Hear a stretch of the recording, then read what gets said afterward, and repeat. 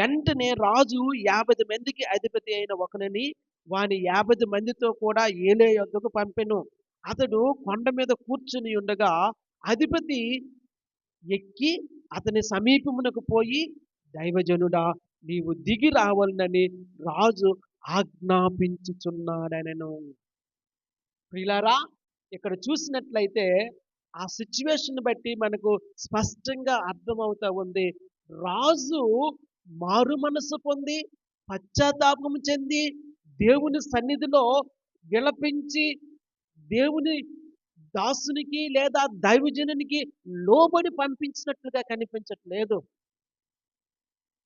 ఇక్కడ మనకి సిచ్యువేషన్ ఎలా కనబడతా ఉందంటే, ఏ విధము చేతనైనా ఏలియాను చిక్కించుకొని అతనికి హాని చెయ్యాలని ప్రయత్నించడానికి రాజు చూస్తూ ఉన్నట్లుగా కనబడతా ఉంది.